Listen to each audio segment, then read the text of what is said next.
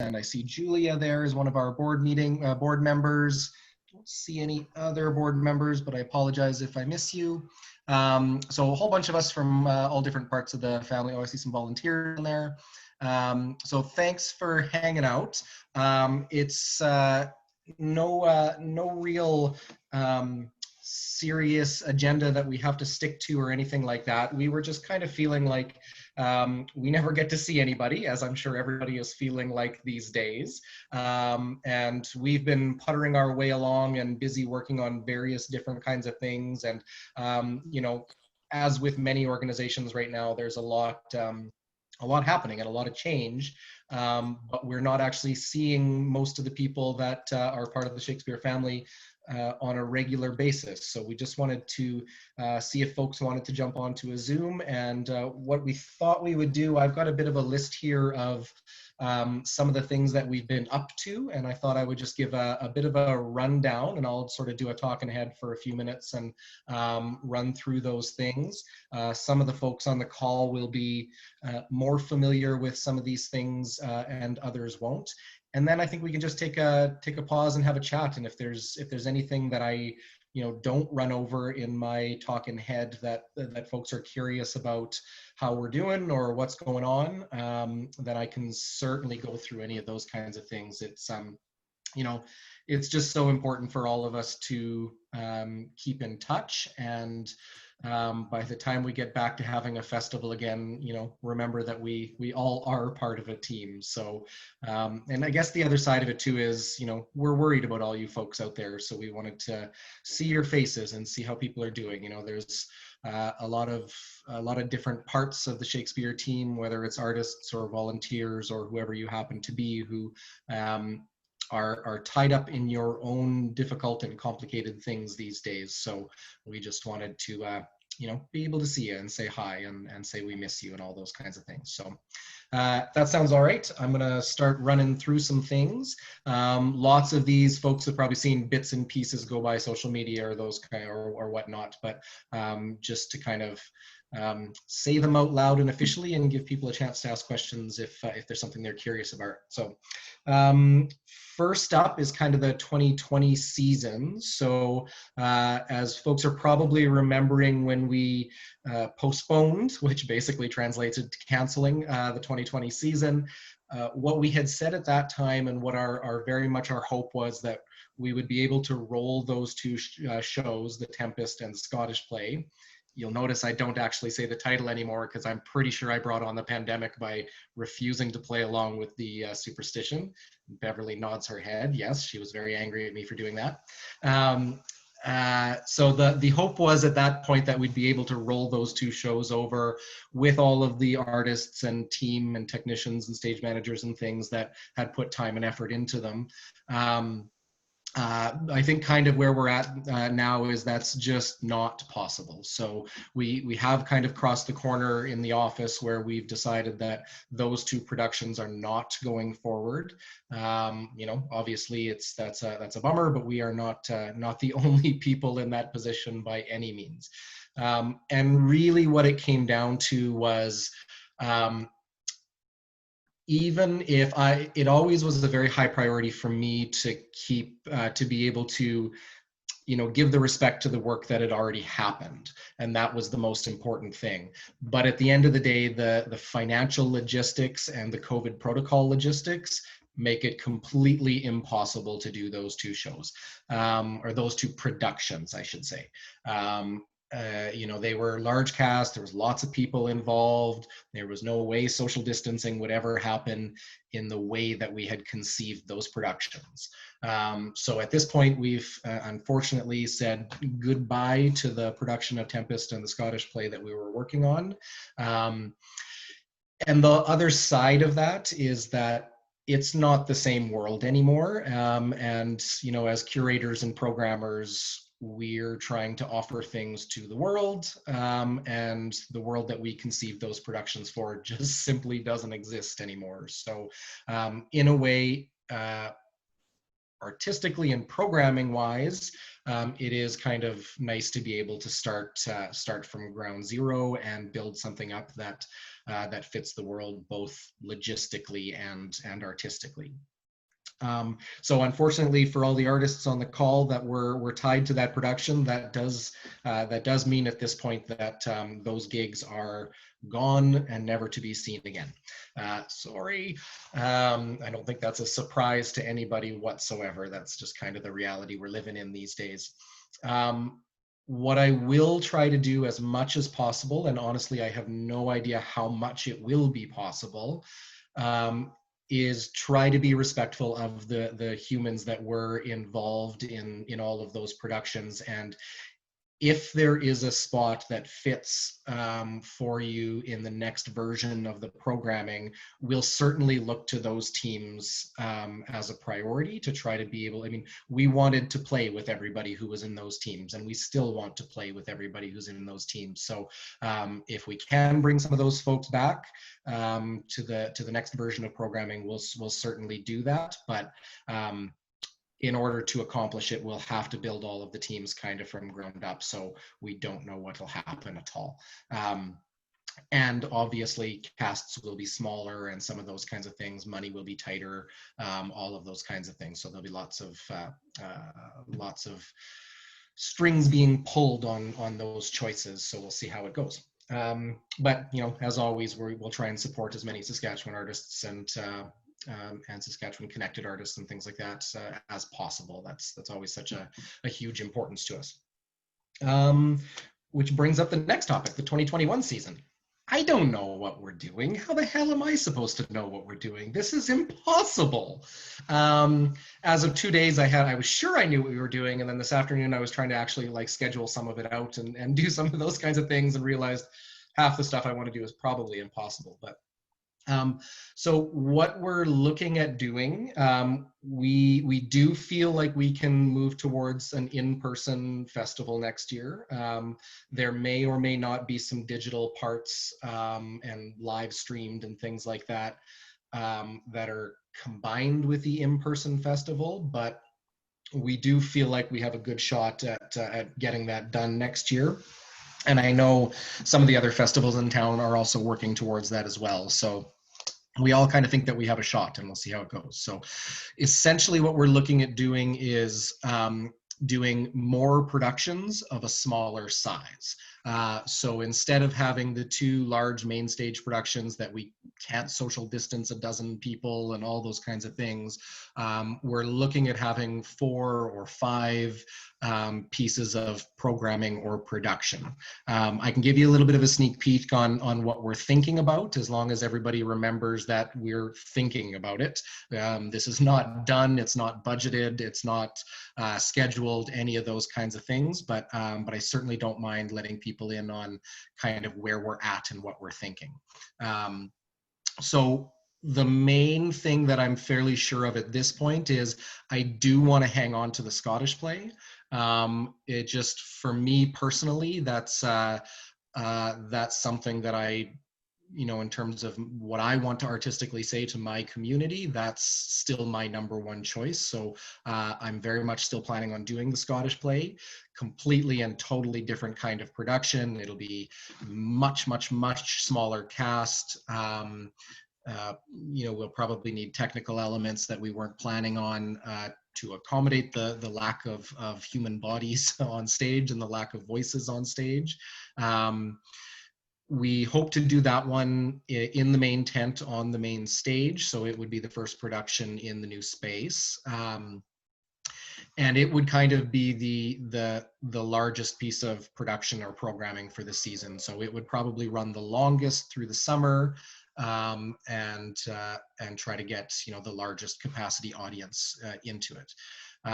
The other sort of second piece that we're looking at doing, and I haven't chosen the actual piece itself, but we want to try a piece of musical theater next year. There's a lot of conversation about now that we don't have physical constraints on our work that we used to have. What does that mean for our mandate moving forward, and how do we, does the mandate shift, does the mandate stretch, does it? So those are questions that are on the table, and we will not have answered those questions by next year by any means. We've got some strategic planning sessions and things like that coming up, and they're very difficult questions.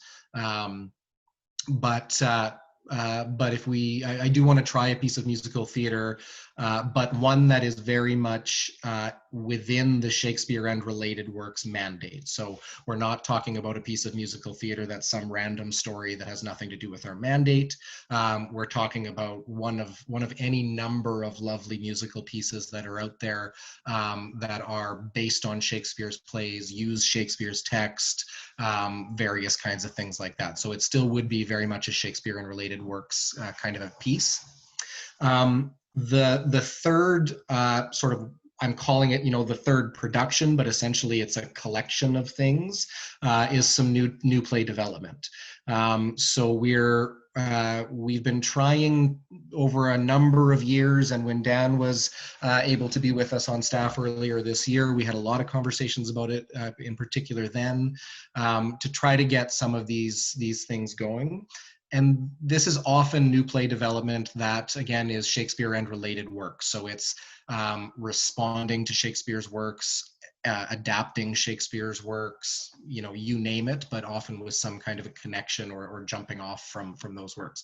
So what we're hoping to do is sort of between around Christmas and next summer, have a process of the beginning of a number of new play development projects, many of which would get showcased in the summer in some way, shape, or form. So I have a piece that I've been wanting to work on for quite a while and have tried to get started a number of times, but financially wasn't able to get very far, that deals with Shakespeare's sonnets, as well as possibly the Rubaiyat of Omar Khayyam, if anybody knows that one. But it's a created piece, a brand new piece, again, coming from Shakespeare's text and using Shakespeare's text. Dan and I have been talking about this wonderful piece for a couple of years now that that he's been pitching, called Microbox, and we're hoping to get that going. And essentially, and Dan would be the spearheading that one. It would involve a number of other people as well, but the short version of that project is you would take a piece of Shakespeare, and you would create a very short version of it, 15, 20, 30 minutes, and it would be one performer and one audience member in a microbox, which is why we call it that, doing a very one-on-one storyteller-based version of the show. And then what we'd be doing is going and speaking to folks from non-British based cultures, and essentially, and this is the part that I find really, really intriguing, is essentially going to those folks and saying, okay, you come from, let's say, an Iranian background. In British culture, Shakespeare holds this kind of a place in our culture. What's the equivalent in your culture? And maybe there is a playwright, maybe there's a writer, maybe there's a story, maybe it's oral tradition, who knows? But they can then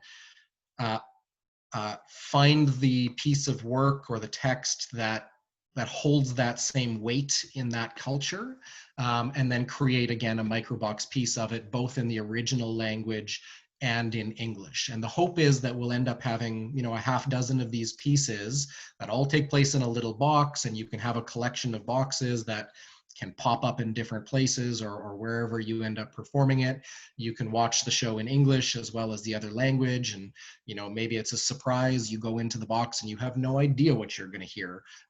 There's all kinds of different ways that it can go, and I know Dan and I have talked about various versions. So the one I just described there may not even match the one that's in his head right now, but we're hoping to actually get started on paper on that within the next couple of months, and actually be able to present one of those pieces next summer.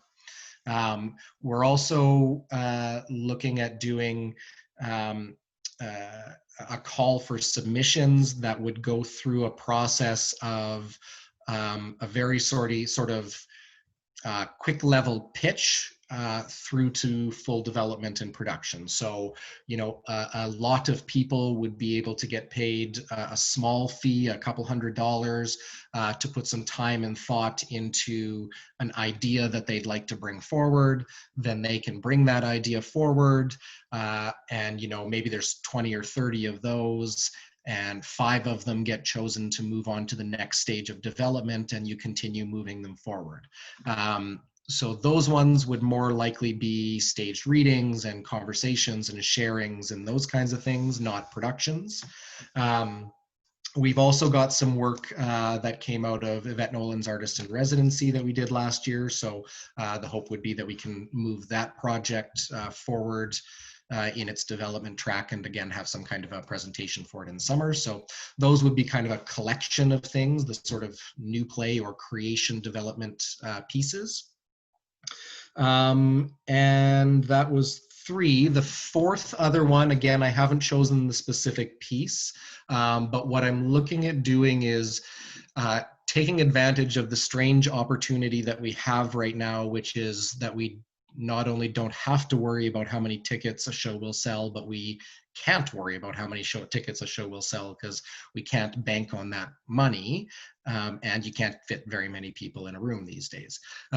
So there's a number of groups of programming that we've looked at, but we've never been able to do on the main stage because it's just not going to sell 300 tickets a night or whatever it happens to be. So some of those are adaptations of Shakespeare's works.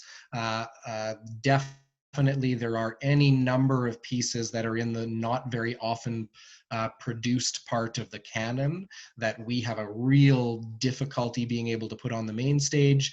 But in this case, we can do Coriolanus, we can do Pericles, we can do various kinds of pieces. So we're not sure exactly what piece is going to land in there, but it's going to be something that we don't otherwise have the opportunity to do. This is an odd chance for us to be able to sort of break some of the molds and try out some of the things that we've always been saying we'd like to try out, but can't because of the risk.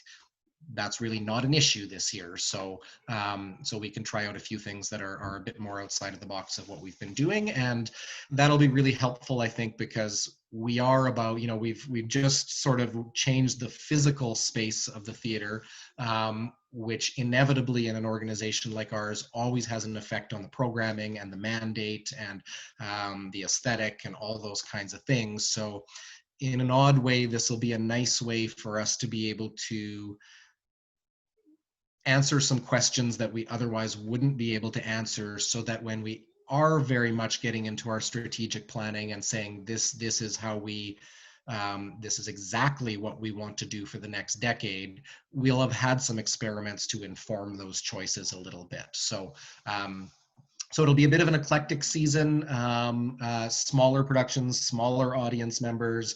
They probably won't all take place in the main stage. They probably won't all be rep companies. It's much more COVID friendly if we have the ability to split out the bubbles of people and just have one group of people in one space and things like that. So it's fairly likely that we'll set up a second venue at the other end of the site, or that some of the pieces will actually take place outdoors. One of the other pieces that I'm kind of batting around as a possibility, and this is a bit of a newer thing, so I think actually even Melanie and some of the staff on the call probably haven't heard me talk about this one yet, which is using the site lighting design to create a piece of theater, again, possibly it's possibly connected to the sonnet piece actually, so that myself and a dancer and a choreographer and a composer and a singer would be creating work that actually lives outdoors on the site as a whole and travels around and some of those kinds of things. Again, just COVID wise, we're looking for ways that that we can keep the spaces nice and safe. Of course, for all of these, we'll have to have backup options for how we proceed if the over 80 count that we had in Saskatchewan today, yuck, continues to grow and we are in a tighter version of next summer than we're hoping we are. and if that's the case, we'll try and have as many backup options as possible to, go digital and all of those kinds of things. Hey, buddy. Are you coming on the meeting? You should look at something right now. I can't look at something right now, buddy. I'm just on a work meeting. It's gonna be really quick. You just have to But there's literally 20 people sitting here listening to me. Oh. Sorry, dude. I can't wait to find out what it is. Yeah, and then just in terms of timelines, what we're looking at doing is we've delayed all of our board approvals on this and things like that, so that in November or December, we would get it officially approved internally and we would have our plan set in stone at that point. Though we likely won't start contracting artists and things like that until January or February. We'll have to delay it kind of as long as we can, so that we're not, as little as possible, we're offering contracts that actually occur the way that we think they're going to occur, as averse to everything blowing up on us 3 weeks after we contract everybody. So it'll be later this year that everybody will hear. I may end up being able to talk to some folks and say, we're hoping that that we'll be able to do such and such a project, and we're hoping that you'll be able to be involved in such and such a way, but we won't actually be able to contract you until January or something like that. So it's going to be weird. It's going to be strange. Please feel free to keep in touch if you're wondering what's going on, especially all the artists out there and technicians and stage managers and things like that. Feel free to reach out if you're just kind of trying to plan your life and having difficulty doing that because we haven't planned our lives. But it's going to be strange, but we'll work our way through it. Just to sort of touch on the overall health of the company, because I think this is likely something that people wonder about a lot. Financial things are not good these days. As far as Shakespeare on the Saskatchewan goes, given what's been thrown at us and given the way the world is at, and that we hit a pandemic while we were trying to open a $7 million venue and all those kinds of things, we're okay. So, there's lots of risk on our plates right now, just like all the other organizations, but we're not bleeding money. We're not in debt. Thankfully, the federal government gave us a significant amount of wage subsidies that made I think it was about $120,000 difference to us last year. So that was major, like really major. We had all donors and sponsors and all of those folks who give us funds to put on a festival that never happened. The vast majority of those folks were very good to us and were able to leave their sponsorship in our bank account and not take their money back and all those kinds of things. So we're not expecting to post a deficit this year, which is nothing shy of a miracle. And what we've been able to do is, again, because a lot of grants and sponsorships didn't take their money back, even though the projects never happened, we've been able to defer a lot of that money to next summer. So that puts us in a fairly reasonable position to be able to plan a summer knowing that we've got at least a certain amount of deferred revenue and we have some money to spend. It's not enough to do the season by any means, but we at least have that as something to work from. We're predicting that ticket sales are going to be low and corporate sponsorships are going to be low and donations are going to be low and all of those kinds of things. So we're of course bracing for a summer next year where very little money comes our way. So thankfully we've got at least something to work with because we were able to defer some things from this year, and that'll give us a good start. And we've got Melanie and Alan and the rest of the team working hard to try to raise some money so that we can spend it next year. And of course, with 30 or 60 person audiences, nothing will financially balance. Everything will cost a ton of money next year, and that's okay. That's the business that we're in. We spend public money on great art, so that's what we shall do next year. We do, of course, and this is kind of the way we often phrase it to the board, is that because of those things, we're okay in the very short term, which is sort of the next 6 months. But where it gets very concerning is 1 year, 2 years, 3 years, 4 years, 5 years. A lot of theaters across the country, especially summer festivals, they're planning 5 and 10 years of pain. And we are probably in a fairly similar position. But we've got a great team, and we came into this in excellent health in all kinds of ways. So with some work and some support from the community and some support from our donors and things like that, we should be able to come out of it in health as well. Won't be easy, but we can certainly get it done. Just some other programming. We are hoping to run our school program Shakespeare Live this winter. It's another one that we were able to hang on to some grants from last year and defer them to next year. So we actually already have the money to do that program. And Angela and I have started working a little bit, and we think there's some opportunities. She's got some plans for some digital versions of it that we can offer to the schools. And I don't know how many folks have kids in schools or in schools themselves, but those teachers are going to be desperate for some help in a couple of months, because they're going to run out of things to say real fast. So hopefully we can do that this winter. We just need to figure out how to do it digitally and get it done.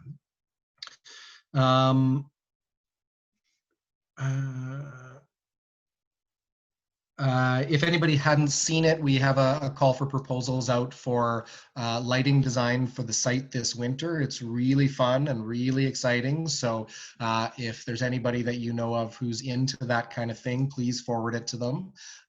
Even if they don't work in Mosaic, which is what the system for the new site is. There's very few people around here who do. So in all likelihood, if it's somebody local doing it, they are probably learning it anyway.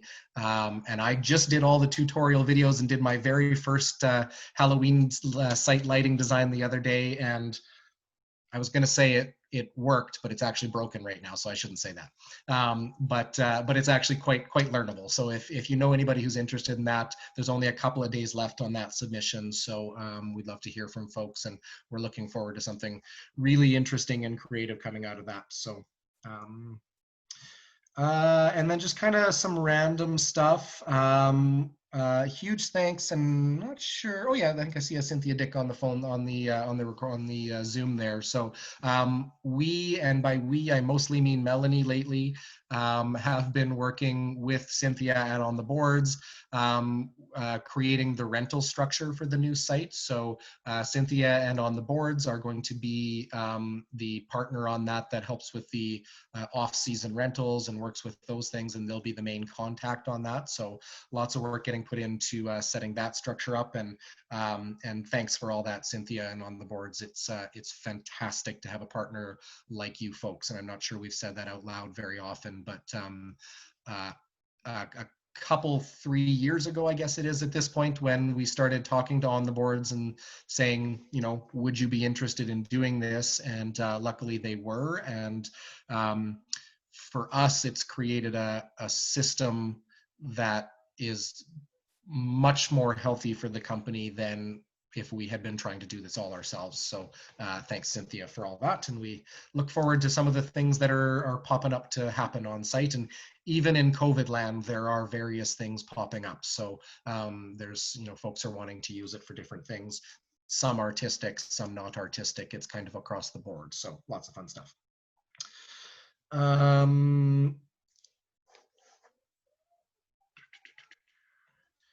I think the other main thing that I wanted to talk a little bit about is, as we all know, the Canadian theater landscape is changing like mad right now, and we all hope for the good.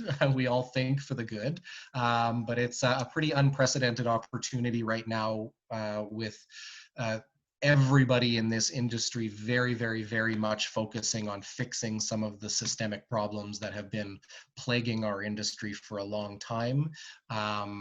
Diversity and inclusion definitely being a big part of that. and power structure issues being a big part of that, which is linked to diversity and inclusion. So we're trying to be right in there along with everybody else and be leaders on that as much as possible. So we've been doing a lot of work on that. I think for us it was an interesting experience that we had been fairly proud of the work that we had done in terms of diversity and inclusion over the last handful of years. And it was a wonderful wake-up call that we had barely scratched the surface. And there are lots of other people and organizations that are like us that went, okay, yeah, I mean, we may have been patting ourselves on the back for a little while, but holy smokes, do we have a whole lot more to do. So some of the kind of concrete things that we've been doing, obviously there's been lots of discussions and lots of conversations, and I think a lot of the staff and board and folks connected have learned a lot of things in the last while. Some of the sort of concrete processes that are going on, we have been working on getting a committee at the board level going, and the board has been very receptive to working on this side of the organization, which is fantastic. Thank you, board. We've been working with Listen to Dis, who's a disability arts organization in Regina that a lot of folks will know. So they're actually doing a disability inclusivity audit of the organization right now. If there's anybody on the call who has the power to do these kinds of things in other contexts or groups, I would highly suggest talking to these folks. They operate as consultants. They are artists, and many folks will know the people involved. And anybody who's ever heard me talk about consultants will know that I'm not generally a big fan and not generally too pleased with the outcome. But it's, in terms of consultants, these folks are fantastic. They come to the table with great, honest feedback and really simple, actionable things. So it's been really wonderful to work with them, and we're just partway through that project. Melanie took on doing some work to gather options for us for anti-oppression and anti-racism training. And Melanie, you can shake your head when I get the title of this wrong. The one that we have settled on and are hoping to get started with them in the next very shortly here comes from the Saskatoon Anti-Racism Network. Is that the right title? Oh, I did get it. Oh, thanks, sweet. So they've been fantastic, and they're connected to a number of different anti-oppression trainers and academics and things that folks will know the names of. So they're going to facilitate a pretty significant audit and set of education and things like that for the organization. Melanie was able to secure a grant so that we could pay them well to do it. And so it should be a fairly sizable and fairly significant project. We've also been able to do a few other smaller trainings as we've gone. And so there's been, some of that has happened already with other organizations and other opportunities, but this one will be the kind of the big one that we'll spend a good portion of the winter working on. We also, the new play development stuff that I was talking about earlier, the call for submissions will have a focus on underserved communities, certainly BIPOC artists, but other underserved communities as well. So we're really turning a corner to up the ante and how much focus we pay to all of our programming in terms of inclusivity and those kinds of things. So lots of fun stuff happening there. And then that leads into what I think was the last one on my list that I wanted to run over, which is our management restructure, which I suspect most people have seen has popped out there, but might not kind of have the backstory. So we are restructuring the leadership team and the management of the organization. The basics of what we're going to do is we're going to delete the operations manager position that we've had for a number of years and create a general manager position.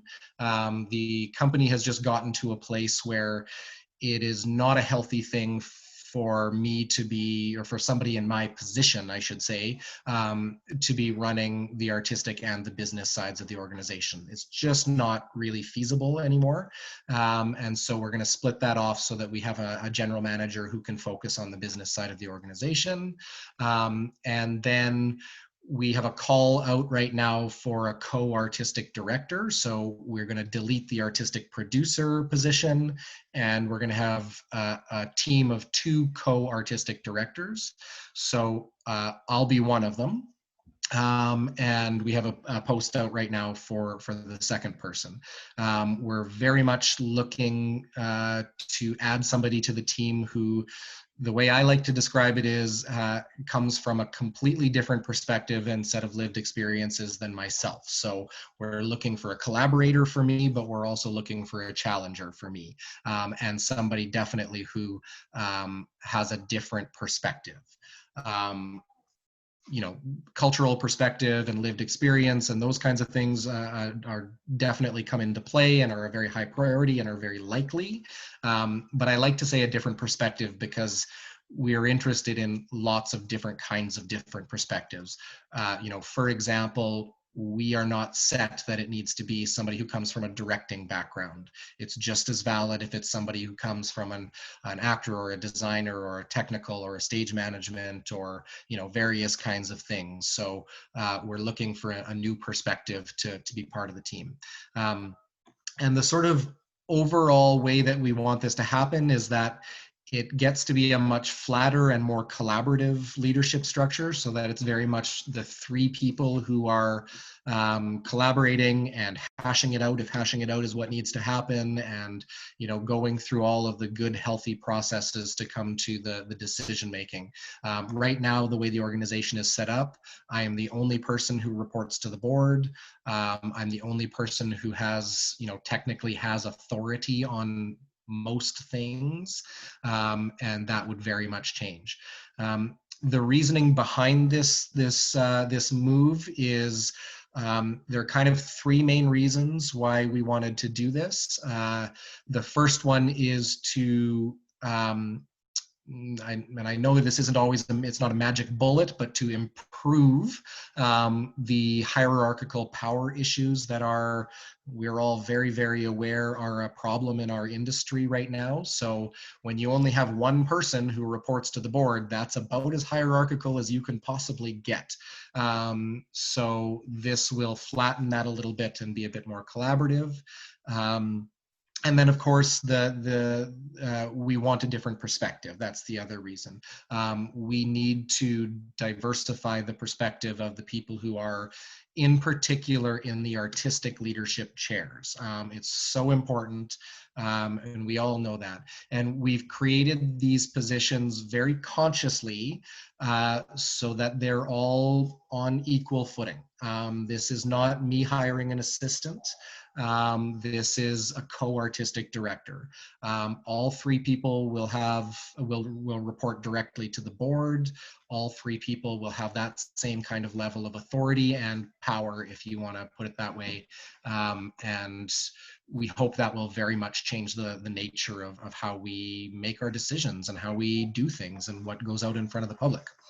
On the general manager side of things, what we've decided to do is look at an internal promotion. So the wonderful Melanie Rogowski is going to be our general manager very soon. Yay!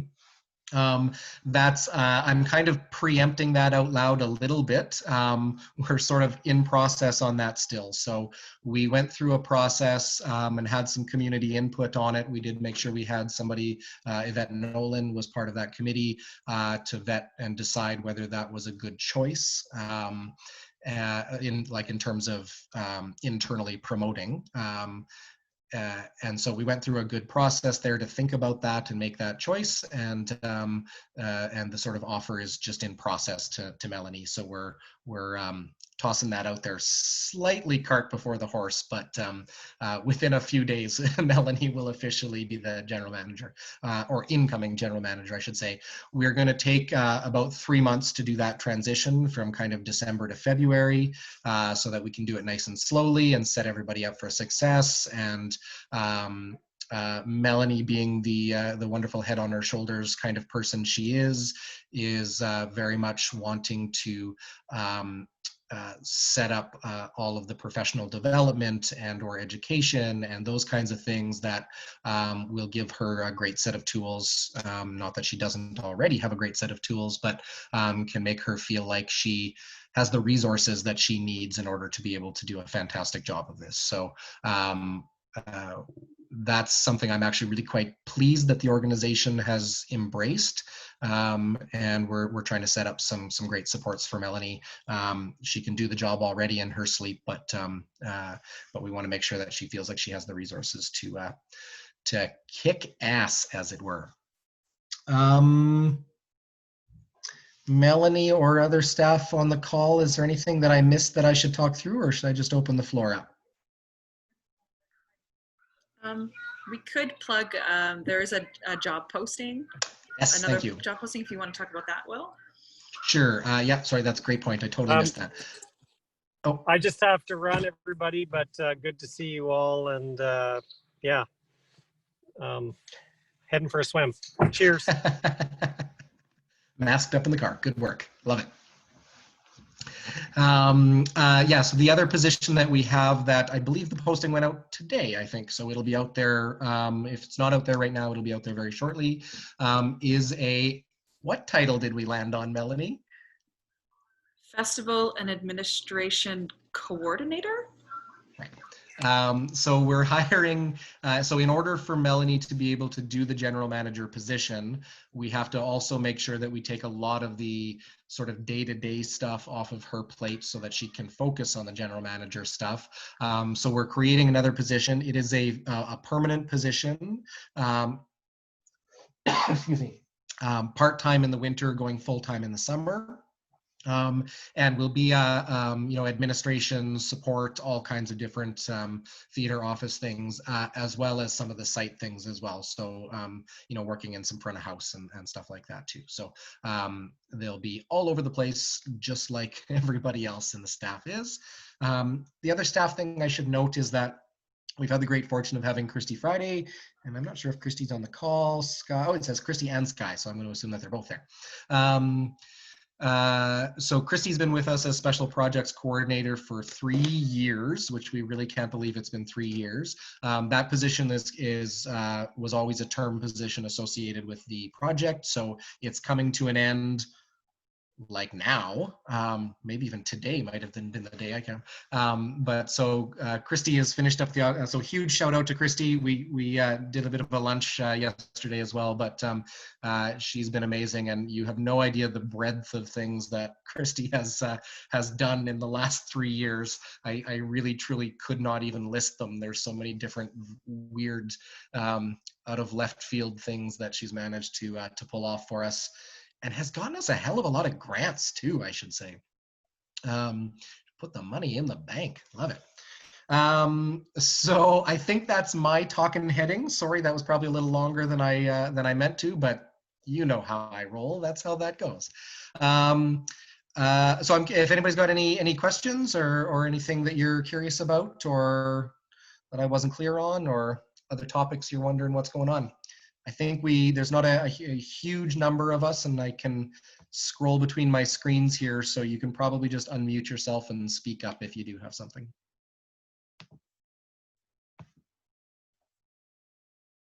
So Judy Henderson. Hi, Judith. So Judy Henderson? Yeah, you're all good. Go for it. Okay, that's all sounds really quite wonderful. And I must say I really appreciate how well you're handling all of this, and also all the work that people have done who are coming and going at this point in the organization. I was intrigued by all those ideas you have for programming. And just thinking, in terms of things that aren't done very often, as a teacher of literature, and Shakespeare and drama and stuff over the years in university, though those boxes ideas are wonderful. The Um, microbox? but I'm also wondering about the possibilities that might be available for doing something like the late medieval theater that Shakespeare grew up on. I was thinking about that in terms of, the wagons and all that kind of stuff. It began to sound to me a little bit like, that. I don't think it'll have the same content as that. But, the idea of different boxes that you go look at is a very interesting concept. Yeah, absolutely. And some of those kinds of pieces have actually themselves popped around the table as well. And oddly enough, last summer, when we had hoped to take that break in the middle of the summer and there was going to be some guest performances and things like that, there was a group from the university, I'm not sure if any of them are on the call today or not, who were actually looking at doing and I can't remember exactly the details of which show they were going to do, but it was in the ballpark of some of that late medieval and some cart shows and things like that too. Mm-hmm. So I would love to do one of those. And we've actually got Peter, I think, on the call here, Peter Robinson, who's on our board and is also at the English department. And he's got some thoughts, and we've started some conversations, but not gotten very far on Chaucer and some various different, pageant play type things, stuff like that. Yeah. He's got some And there's some interesting 16th century interludes, as well. Yeah. Mm-hmm. Yeah, I think. Hi, Peter. Just to, hi, Judith. Yeah, we spoke about this on the boat, I think. And the last time I saw you. And I've started various conversations with Will, and we're going to have a longer conversation sometime when we finally get into the same place together. We keep trying to set meetings, and they never seem to work out. I will next time from Will, I promise. Yeah. We're waiting, in some ways also waiting for Joanne to get back fully into Saskatoon as part of this. But yeah, we have quite a, as you know, we did the Chaucer performances a few years ago. We did 3 Chaucer tales. We did 45 part of the Mort d'Arthur. We did a Duns sermon, which was, I think you were some of those, I think.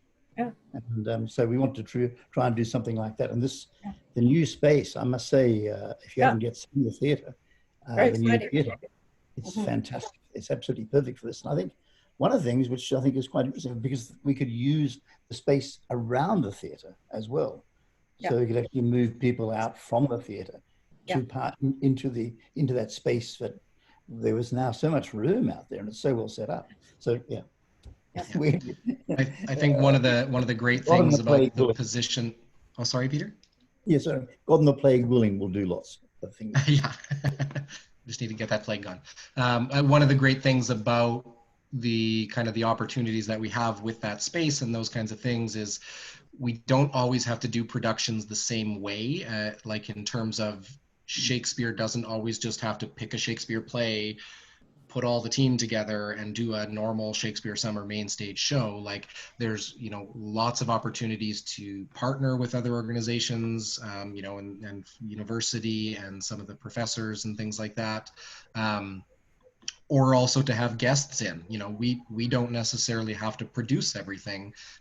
We can simply create the space and the environment for things too. So my hope is that lots of those kinds of things will start to have, more opportunity because there are more ways that it can get done. And I should say I'm always happy, and feel free to fire me emails and things, and many people already do. But if you have shows or things like that you think we may not have looked at yet, and that you think we should look at, I'm always more than happy to have those sent our way. Anybody else?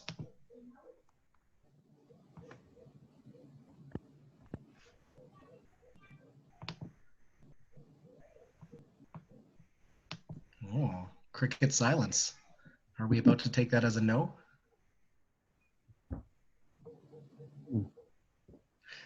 There were two things that I realized that I forgot to talk about. One of which is that we're hoping to, well, not hoping to, we are going to, and we have some funds set aside to do it, to do some training this winter and possibly through to next summer. That's something that has been on our plates for a number of years, and we've really wanted to do more than we currently are doing, but it's been very, very difficult to get it done. And again, one of the weird opportunities that the pandemic provides is that we have some space to do some of this kind of thing. So we're hoping, and some of it would be in person and some of it would be digital, I'm sure, but to be able to actually offer artists and other people training opportunities over the course of the winter.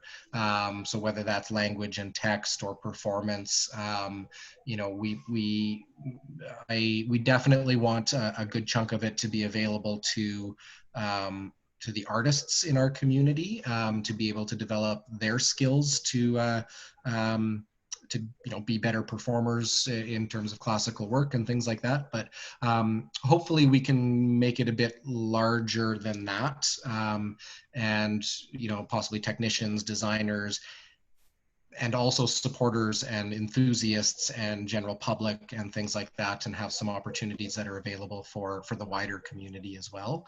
Haven't really taken, we haven't gotten much of a start on that yet, but hopefully in the sort of January to May zone, we'd be able to offer a number of different opportunities. And that again would also be quite tied to our inclusivity work. And we'd be looking to find ways to get a more diverse set of perspectives in the actual material itself, you know, hiring educators who come from different backgrounds and those sorts of things, but also try to find ways to make sure that we've removed the barriers from, for, you know, any of those artists out there who come from diverse backgrounds who haven't had the time or the money or the whatever it happens to be that's the barrier to take the training and the education that they would like to take.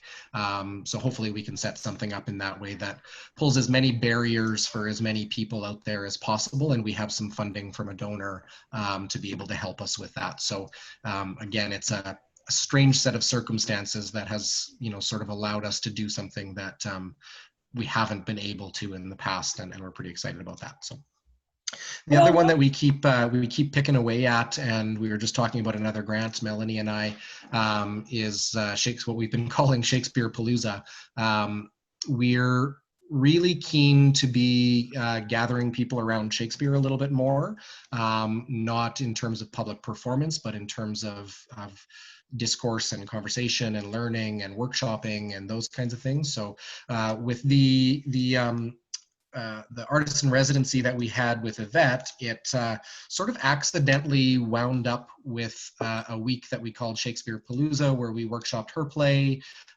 We had Louis Duffett come from the States to work on the modern English adaptation or translation of The Tempest.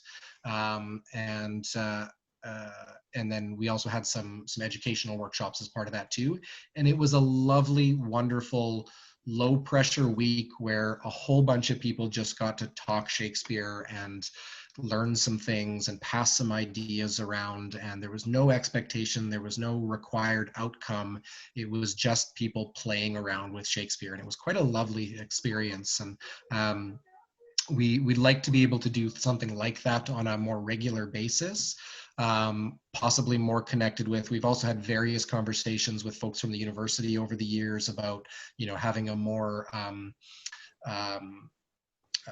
symposium style conference or something like that. The one that we did was much more off the cuff than a highly organized conference, and that was one of the things that was quite nice about it. But we really, really want to, over the next couple of years, and we've started on this a bit in the last year or two, Shakespeare festivals across the country don't really talk to each other. They don't work together. They don't partner. They don't even know that much about each other all the time. And that's just kind of in the nature of everybody's just trying to pull off a festival every summer, I'm sure is the reason. But we've been trying to build tighter relationships with Shakespeare in the Ruins and Bard on the Beach, and particularly the Western festivals, or the Prairie festivals, perhaps. And so if we can get this Shakespeare Palooza thing going and get some funding for it, it would likely also involve trying to, in person or digitally these days, connect those organizations and, pass work back and forth, create opportunities for artists to exchange between the different organizations, technicians, various kinds of folks. So that's been something that we're just kind of keep trying for, and eventually we'll find the right setup and opportunity to be able to do that on a bit more regular basis. I have a couple more thoughts. One is, when I was on sabbatical leave in England, at one point I went to workshops, a week of workshops actually, at Stratford, and the Shakespeare professionals there put this on for high school and college teachers.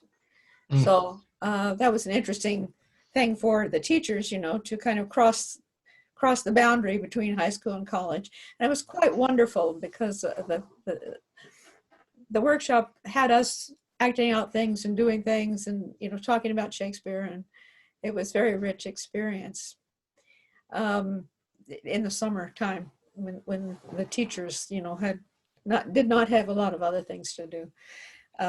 So that's one thing that in my Shakespeare experience that I found particularly valuable and would be a possibility for any company that was interested in it.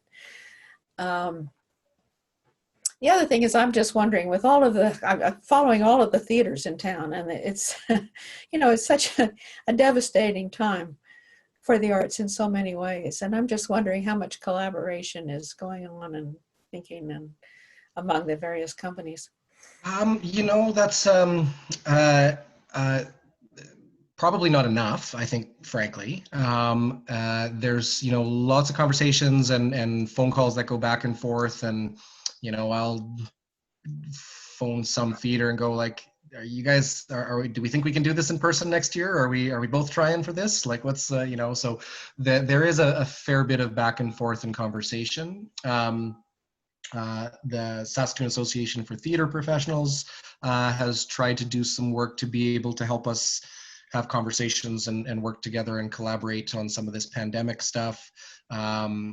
There's lots nationally as well. Like, there's a lot of collaboration that happens nationally on these pandemic issues through the Professional Association of Canadian Theatres and some of those kinds of things.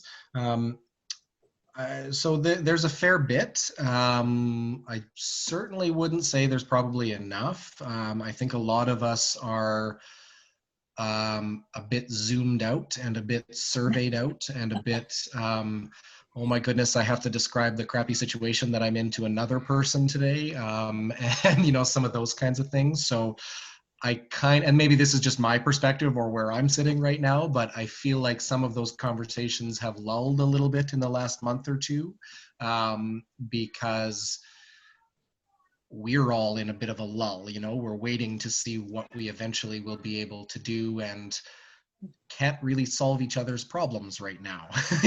So we probably should plan much. Yeah. Or plan much for the future, since you don't know what the regulations will be.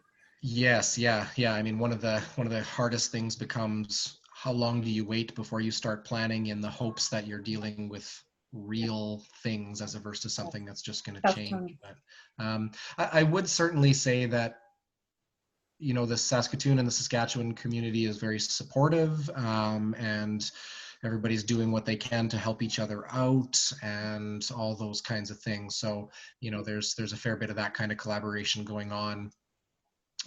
Sometimes officially and sometimes unofficially. Just Stephen, was that a cattail? That was awesome. So yeah, some of it happens a bit more officially through, you know, funders are gathering people together to have conversations, or stuff, the SATP, and a lot of it just happens kind of off the books. You know, Yvette Nolan is not an artist in residence at this point. That project is done. But one of the great things that's come out of it is we've really been able to build a relationship there. So for example, we had a great phone call this afternoon where, you know, she's connected to a lot of different companies in Saskatchewan, and has that kind of a,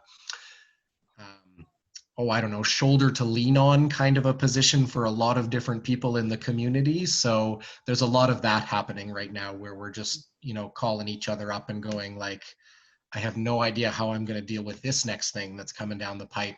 Have you dealt with this? And so, you know, everybody's doing their best to support each other for sure. That's good to hear. Yeah.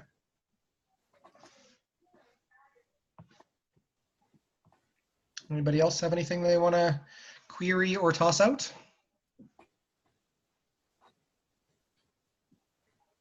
No?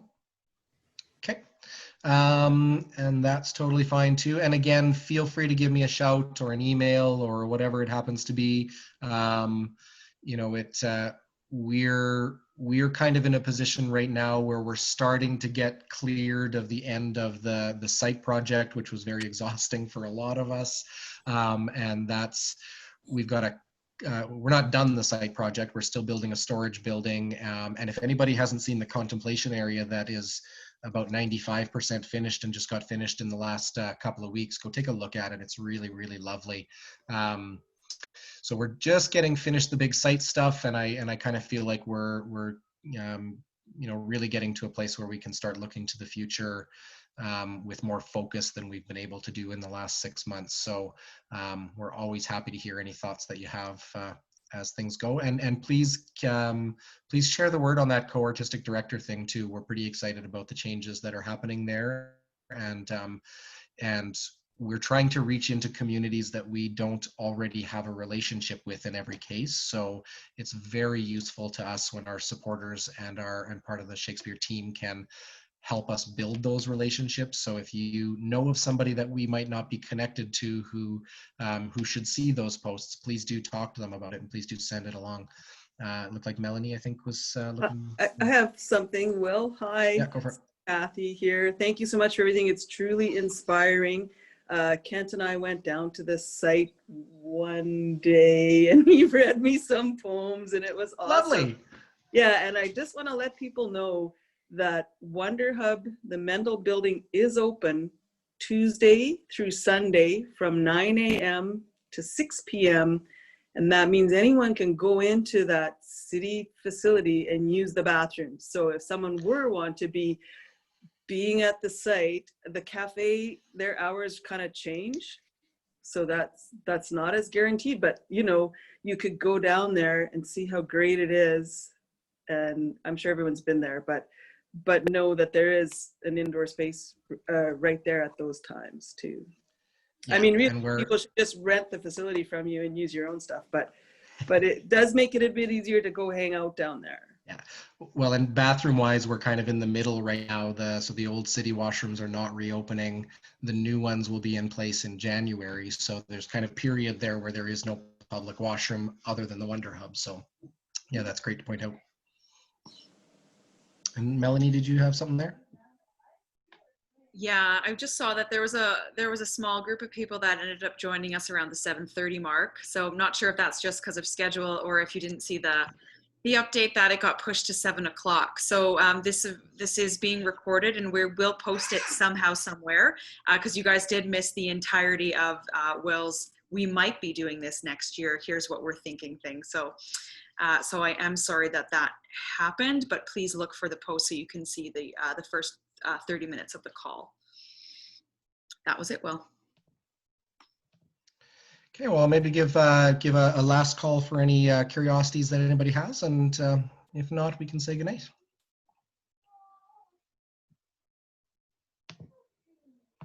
All right, I think that's the going once, going twice, going thrice. So lovely to see you all. You know, it's one of the weird things is that I've had more of these kinds of conversations during the pandemic than we sometimes have when we're all there in person and super busy. So, you know, give me a shout and we'll go for a coffee someday if you want to have more conversations.